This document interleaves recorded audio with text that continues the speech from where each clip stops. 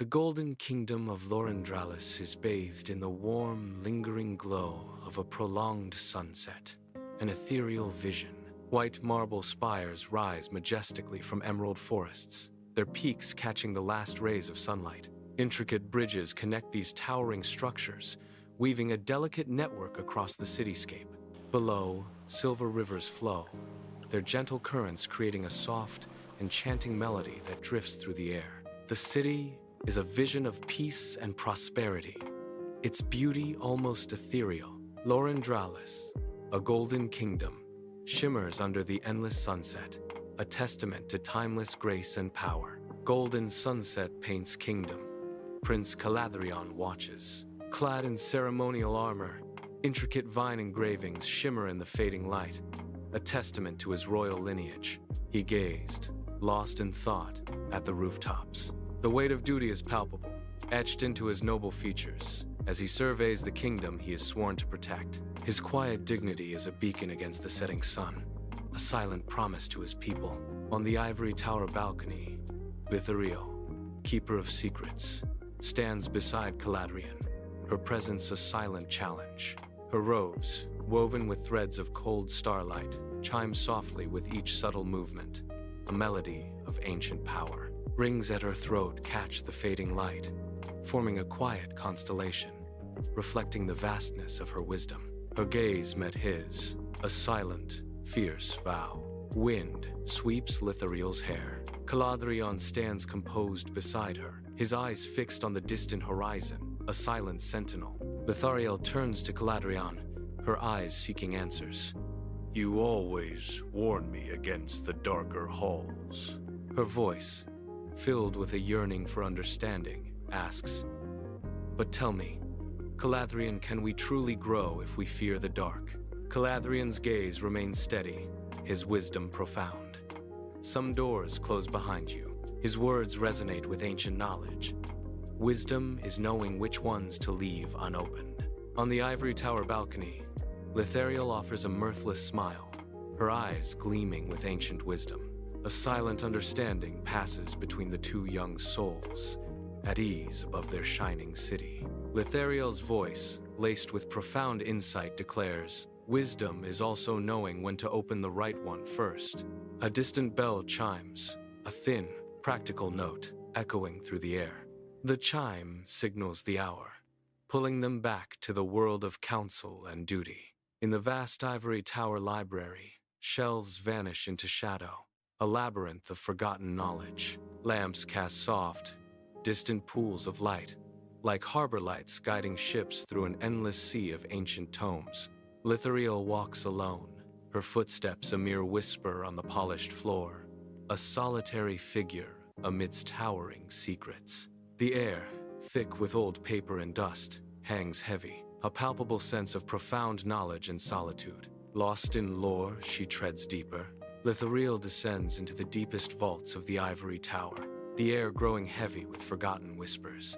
The ancient stones hum faintly beneath her touch, a silent acknowledgement of her presence. She approaches immense, heavy doors, their surface etched with the weight of untold secrets. With a soft, reverent sigh, the colossal doors slowly part, revealing the forbidden archives. Candles flickered, casting shadows on shelves. The air is thick with the briny scent of salt and the musty aroma of ancient vellum, a symphony of forgotten ages. Books lie open on heavy wooden lecterns, appearing to slumber peacefully, their secrets waiting to be unveiled. Suddenly, an unseen draft whips through the room, making Lithariel's lamp flame lurch violently, unsettling the shadows. In the forbidden archives, a shadow detaches from behind a pillar, a ripple in the still air where none should be. An intentional presence is felt, a patient gaze, cold and calculating, fixed upon the observer. The air crackles with unspoken tension, a silent challenge in the hallowed halls of forbidden knowledge. A voice, resonant and clear, breaks the silence. "Keeper, I need your help." In the hushed, forbidden archives, Lithariel turns, her gaze piercing the shadowed air. Her eyes lock with Vaelor Duskbane, a scholar whose reputation precedes him like a chilling wind. Valor's eyes burn with an intense, unsettling focus, hinting at a mind both sharp and cunning. Lithariel holds his gaze, a silent battle of wills playing out in the oppressive quiet. Her voice cuts through the tension. We do not open the codices for need. She finishes, her conviction unwavering. We open them for cause. In the forbidden archives, Valor's breath hitches, the air thick with unspoken tension, a silent scream of urgency. His gaze sweeps across ancient, dusty tomes, each book a silent witness to forgotten truths. His posture is a careful balance of urgency and veiled intent, a warrior cloaked in scholar's garb. The quiet sanctuary seems to hold its breath, anticipating the weight of his words, the impending revelation. Valor's voice, a hushed plea, breaks the silence. I have cause, a calamity of stars. His words hang heavy, a dire prophecy, a flaw hidden in the firmament. If we do not read, forge hums, herbs spill from roof, hearth's fire dances, shadows leap, iron dust glitters. Maeltharion, a robust craftsman, shapes metal with strong, skilled hands, his movements practiced and powerful. The joyful sound of his wife's laughter drifts in from the yard as soot-smudged children dart about, running errands. A biting winter evening settles over the Maeltharion forge, the air thick with the scent of snow and steel. The forge, usually echoing with hammers, now holds a subdued, heavy silence. Noble emissary, scornful gaze. His presence casts a pall over the once vibrant space, chilling the very air within the forge. In the Maeltharion forge, Maeltharion raises the newly forged sword, its blade gleaming fiercely in the forge light. The emissary approaches, his eyes narrowing with theatrical scrutiny as he examines the polished steel. Maeltharion, with quiet defiance, declares, "There is no flaw in my work." The emissary, with a dramatic flourish, taps the blade, his voice dripping with condescension. There, a warp. He concludes with disdain, an insult to the court, his words hanging heavy in the charged air. In the heart of the Maeltharion forge, the simmering tension within the air thickens, a silent battle of wills. Suddenly, Aenion, Altharion's 16-year-old son, appears in the doorway, a stark contrast to the forge's harsh glow. His gaze froze his smile, cracking his composure. The air crackles, the emissary's face a mask of surprise, his forced smile shattered by the sudden intrusion. Aenion's gaze pierces the tense silence, his youthful face etched with a defiant truth. His voice rings out, clear and unwavering, an accusation hanging heavy in the air. A lie. In the tribunal hall, flickering sconces cast long, dancing shadows, bathing Maeltharion in a harsh, unforgiving light. Maeltharion stands tall and unyielding, his gaze firm, refusing to cower before the assembly. High Lord Varian Sunvale presides, his presence radiating an undeniable authority that subtly bends the truth. Witnesses falter under Varian's influence, their testimonies twisting like a tightening rope around Altharion's neck. Snow falls like ash, blanketing the city square in pristine white, a silent shroud over a tragic scene. Aenion kneels beside his father's still body, the chilling air biting at his exposed skin. His eyes are dry, devoid of tears, yet his hands tremble uncontrollably, unable to grasp the blade beside his father. In the distance, Prince Caladhrion, a young noble, observes the scene, his expression etched with fear, a heavy burden in his heart. He remains frozen, unable to intervene in the unfolding tragedy. Aenion flees the city, the night a dark shroud at his back, a biting wind tearing at him. He pushes into the desolate, cold wastes beyond the forests, each step a battle against the elements. Sharp, hidden stones pierce through the snow, threatening to trip him as he struggles onward. On the verge of succumbing to frost and despair, Aenion battles the unforgiving wilderness. Across the frozen wastes, distorted shadows stretch, heralding the menacing approach of Drukhari raiders on horseback. Their eyes, like cold winter lamps, fix on Aenion a chilling gaze that promises no mercy. Curved and menacing, their blades seem to pose silent questions, reflecting the dim light of the desolate landscape. The raiders circle Aenion, assessing him with predatory intent, their true motives shrouded in mystery. Aenion stands defiant amidst the looming threat, his resolve a stark contrast to the encroaching gloom. He pleads, "Spare me.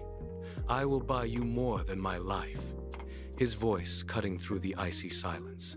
Under the brutal sun of Nagaroth, long, cold shadows stretch across the desolate landscape, marking a grim dominion. Maeltharion Shadowblade, once Aenion, moves with a predatory grace, his form flickering between presence and absence. He masters the language of shadow, becoming an illusion, his movements silent and unseen as he practices invisibility. A chilling aura emanates from him, a tangible manipulation of fear, a weapon more potent than any blade. His body is a canvas of scars, each one a testament to dark vows and a life lived without law. These scars map out his existence, a chronicle of predictable pain etched deeply into his very being. Soft melodies grace the grand chamber's air.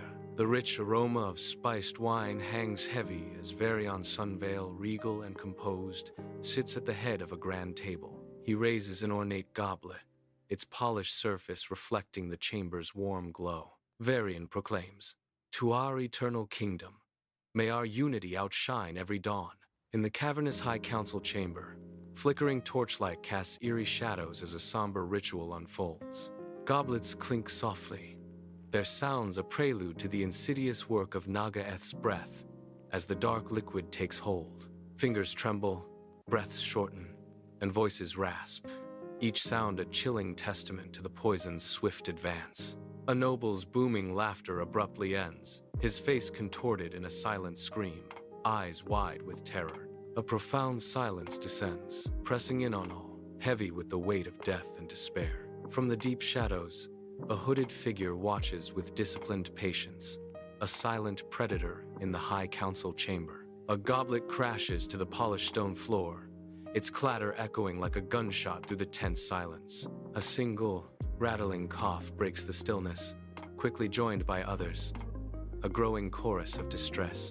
The hooded figure dramatically throws back their hood, stepping into the full, revealing light.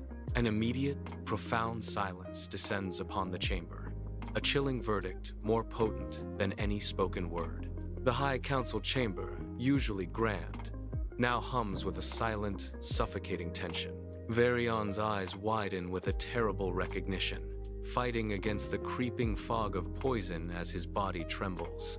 Maeltharion stands before him, a chilling smile playing on his lips, his black armor absorbing the hall's glow. Twin daggers gleam at Maeltharion's hips, framing a long-awaited statement as Varian gasps. "You." Maeltharion's smile widens as he replies with chilling finality. "I." His shadow fell, spilling ink, plates tumbled.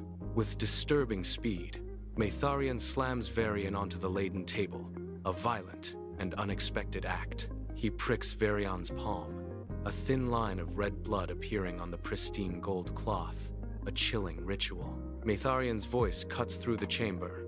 Not a traitor, a consequence, as he seals Varian's fate.